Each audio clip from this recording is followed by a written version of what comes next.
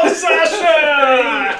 Hey, Jeffrey, still alive. Yeah, we're actually here on a warm day. You know, this is nice. It's not cold. Finally have some good weather. Okay. Hello, guys. Thank you for watching us. Hello to all of our public. Okay, Both of you.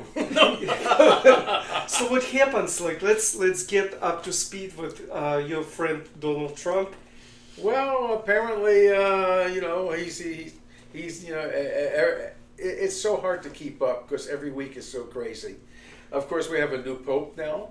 You know, an American pope. That's kind of exciting. I heard he doesn't speak English. He's from United States. No, actually, he spoke English. That's one of the things. No, one of the accusations that he doesn't speak English to people.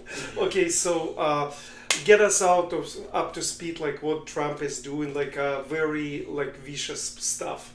Well, you know, it's the same things that always bothered me. Is that he's just basically breaking the law every way possibly.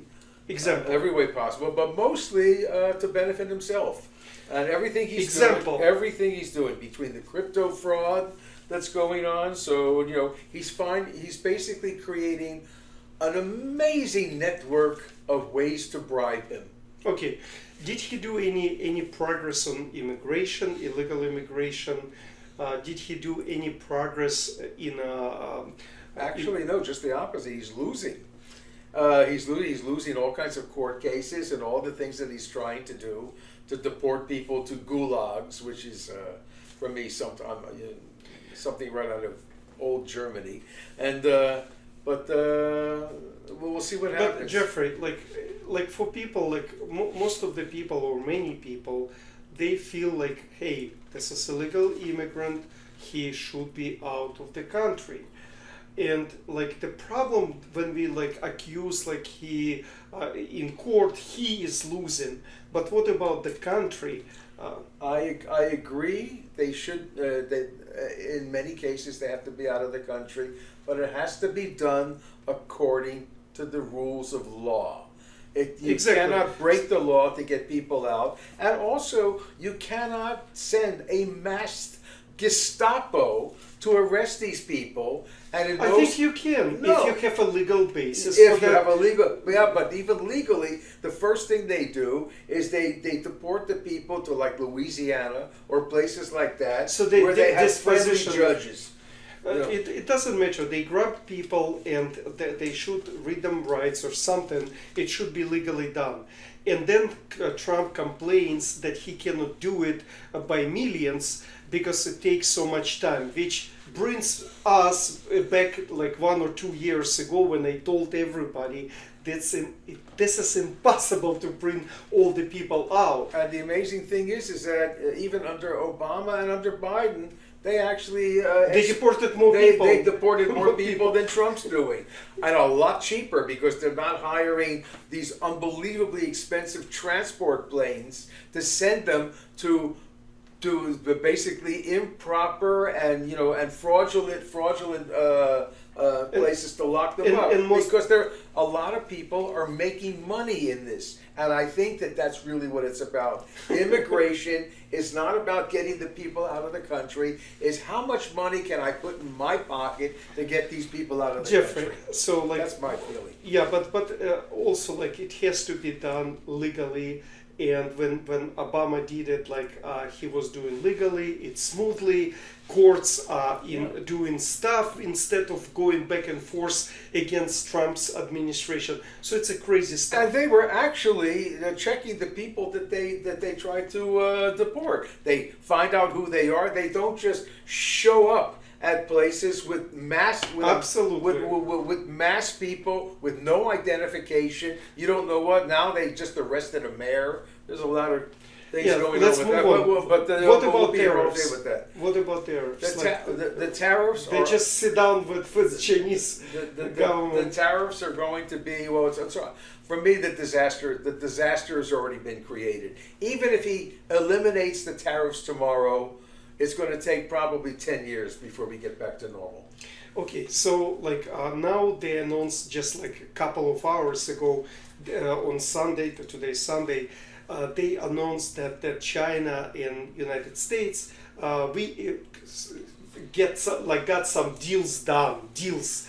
We're doing deals now. But no description of No the deal. description of the deal. Let me just give you like maybe I told one time before. This is an anecdote. It's a story. I know what the deal is. Okay. There's going to be a discount on Bugu Gai Pan. Okay. So a Jewish man, he comes to Rabbi, and he goes, Rabbi, Rabbi, I live so badly. I have my wife, I have 4 kids, and I have my mother-in-law, and we live in a single apartment, so there is only one room. I'm suffering, I cannot work. What do I do? And he's crying and he's all broken. So Rabbi says like, hey, Abraham, like, why don't you go and buy a donkey? And he says like, donkey? Why would I buy a donkey? Rabbi, what are you doing to me? And he says, trust me, Abraham, just go and buy donkey, bring it home and feed him, and come back in 2 months. So the guy goes, buys the donkey, brings it home. In 2 months, he broken up. He comes like to Rabbi, said like, Rabbi, what have you done to me and my family? Now we have this donkey in the middle of this it's single apartment. It dumps shit there. It's like it smells horrible. My wife, 4 kids, mother-in-law, we're just horrified. We cannot live like that. What do we do? And he says, listen, just sell the donkey and come back in 2 months. So the guy comes in 2 months after he sold donkey. He's happy. He's like all like new. And he thanks Rabbi for an advice. This is exactly what Trump is doing. He brought that shit with the tariffs war. Now he's somehow like trying like this is a donkey in one room, that tariff war. Now we're all like worked up for nothing. And now we will come back to the previous moment or even more worse so. And and we feel like we live better. Do you understand? We all survived. Yeah, it's just like every day. Yeah. And I will maybe later this week, I have a lady who cries on the television about her business was destroyed with the tariffs, and I just want to it should be 1 hour about this lady and how it impacts the whole country. Anything else?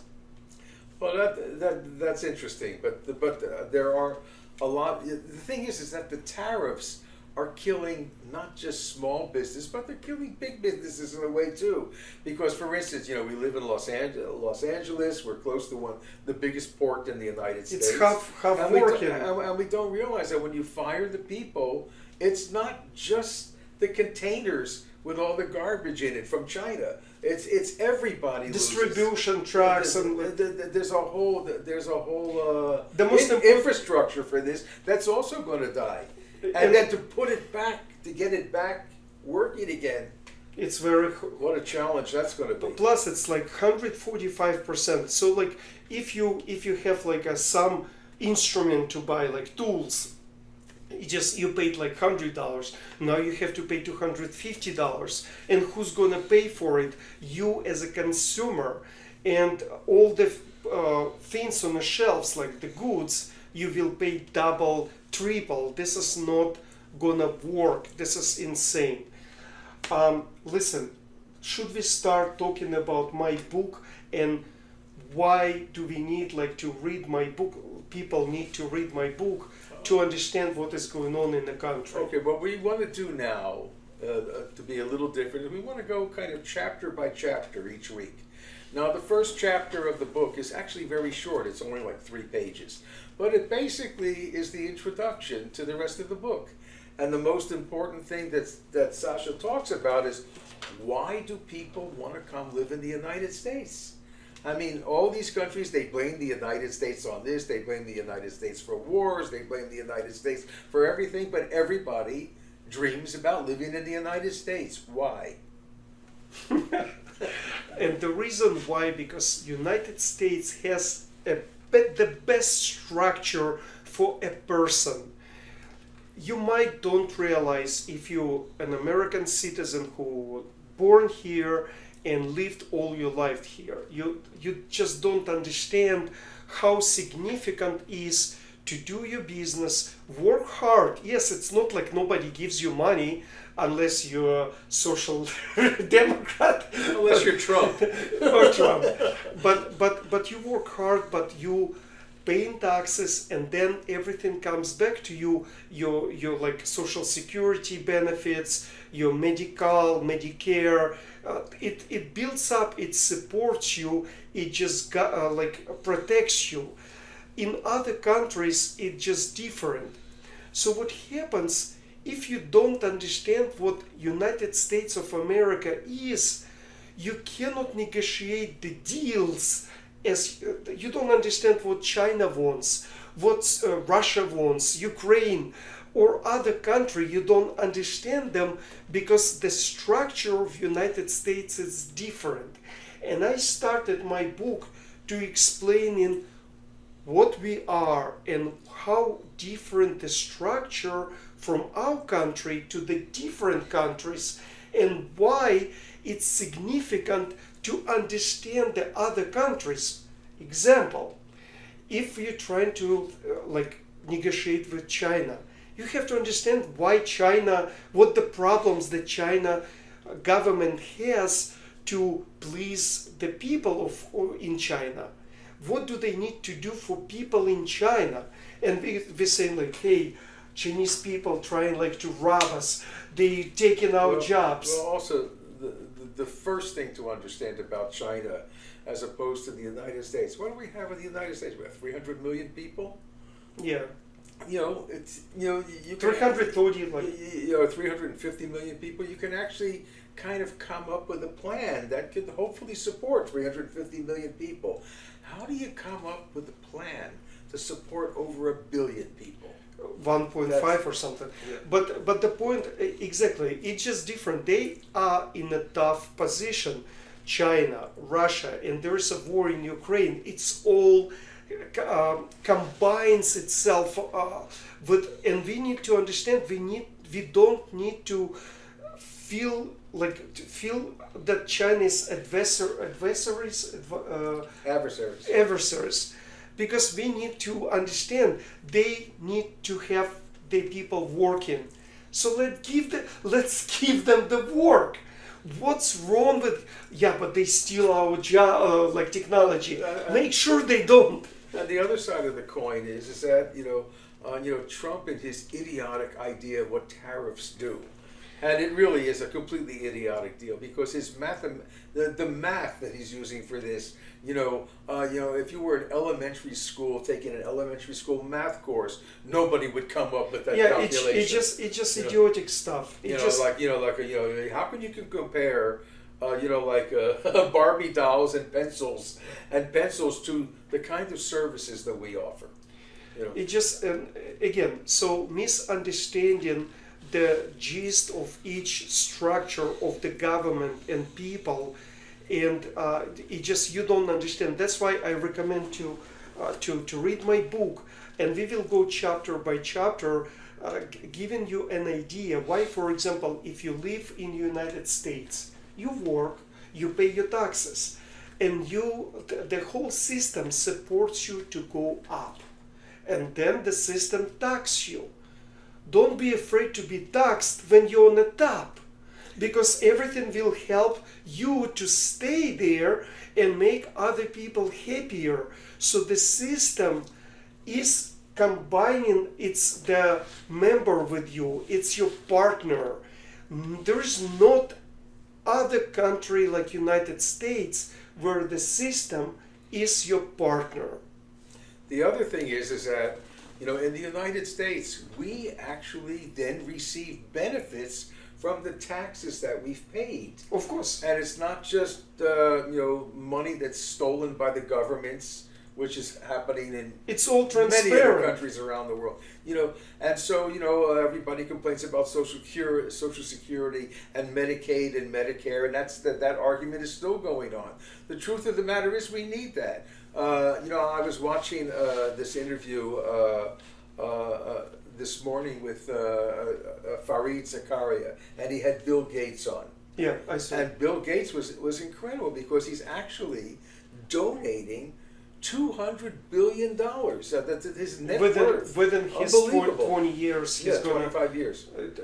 So Of course, by then we'll have double that anyway. So. it doesn't matter. Yeah. Like maybe double, maybe not. But still. But Bill Gates, like he got on the top. He brought to every household a computer. Before Bill Gates was we were computing by IBM mainframe. When he says no, you don't have to have a mainframe. You can have each personal computer. So Bill Gates is a significant person. Elon Musk is a significant person, even though he's going nuts.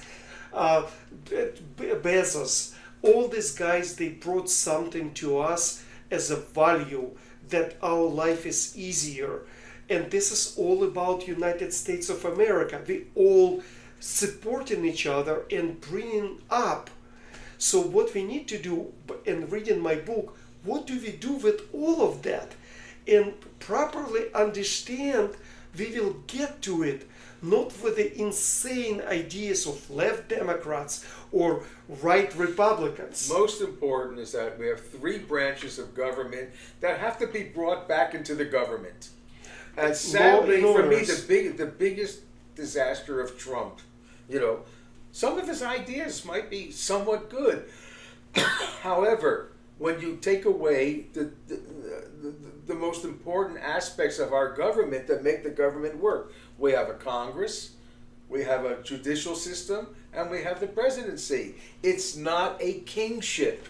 Yes. It's not about who was it? The Prime Minister of Canada got on there and he described the Oval Office as Versailles. I mean, the guy completely covers the Oval Office in gold. It's like his gold toilets in Mar-a-Lago. It's ridiculous. I mean, the guy, he only cares about anything that could possibly good in the world, they blame it on him. And anything that could possibly bad in the world, they somehow could figure out a way to blame it on Biden. It's nuts. But Jeffrey, it's not to me, and I hear you, but to me it's not about Trump. If you look take a look at the Democrats, if it wasn't for Trump, there wouldn't be these conversations. They playing down that if you're illegal, you're still working, you're undocumented person.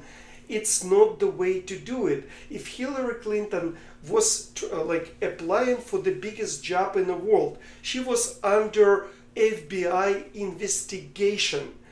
If anybody come to me applying for a job with working maybe there is something going on with a police department, I wouldn't say no, I apologize, I cannot take you Yeah, but what about Trump? He had already been convicted.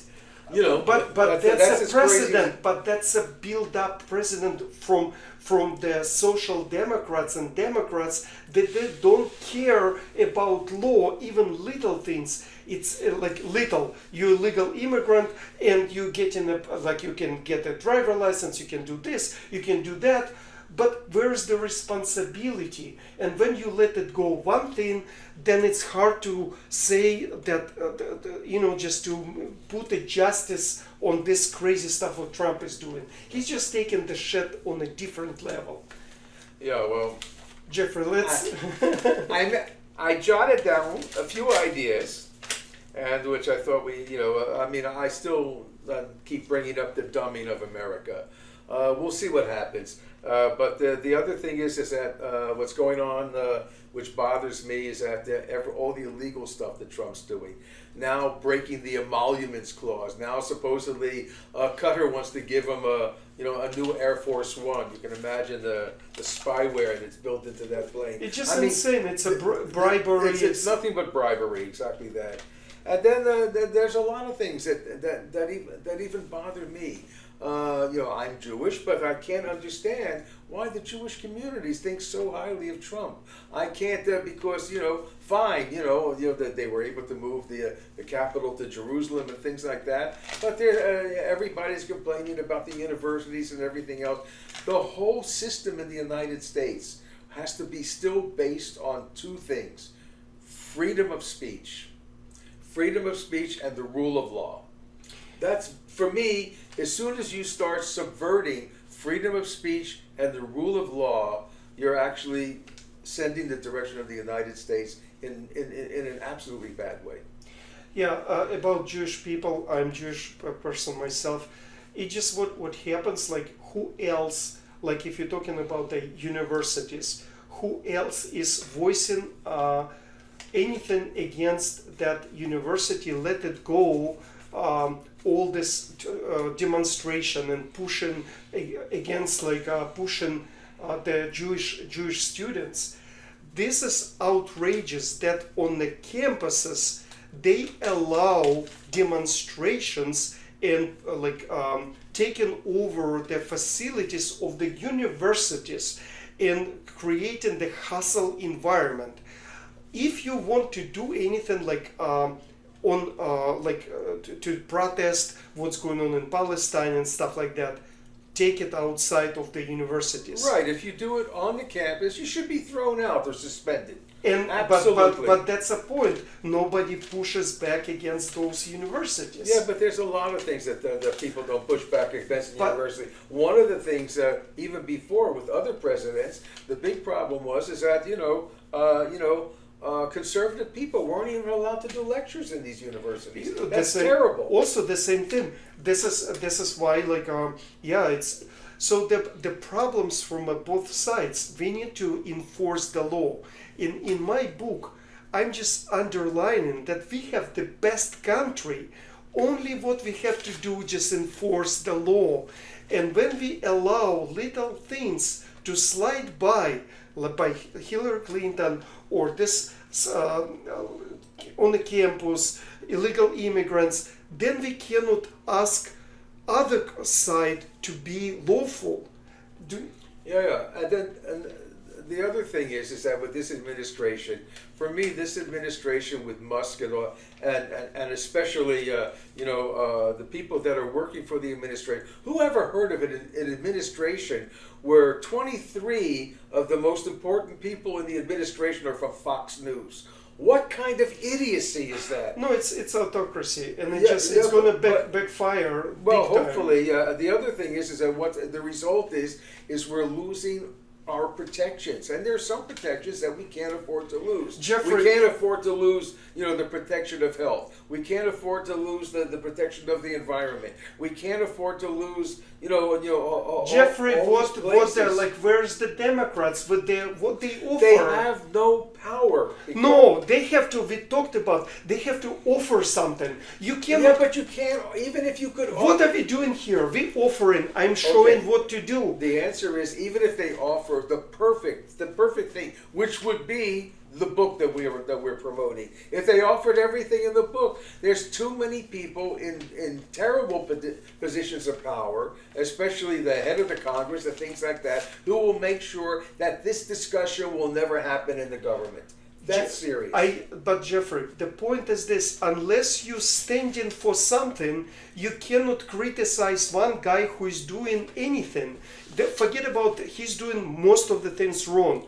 But if you want to kind of do something right, you have to offer something, right? And they're not offering. Well, I think it's starting to change a little bit, but we need to get fresh talent.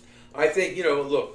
It's time that we get this 83-year-old incontinent person out of the White House. And let's discuss, if that's true or not. Let's discuss it all next time. Yeah. So for now, all good. Read my book, and we will discuss next chapter next time. One thing I will mention, I used to be the concert master of the Santa Monica Symphony for many years. And then now I went to the concert last night, and even the conductor got up and made a speech to the audience, and said the concert was sold out, saying that the Santa Monica Symphony, which has been in business for 80 years, just lost their government funding.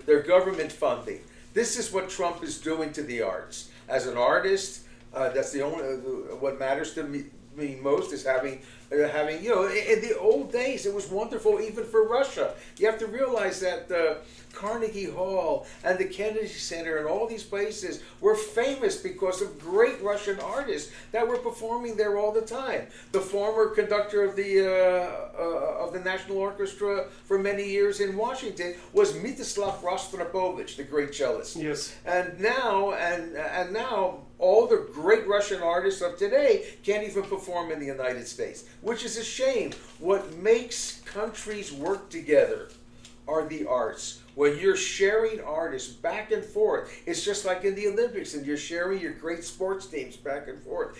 This actually leads to compromise among countries. And that goes back to chapter Right. 1, because you have to understand the problems in struggles of each nation to negotiate, to work together. And that's a starting point with my book. And thank you, Jeffrey, for All coming. right, listen, this was good. We look forward to seeing you in a week. And we wish you all a happy Mother's Day, which is today. Yeah. And we'll be speaking with you soon. Bye-bye. Take care. Bye.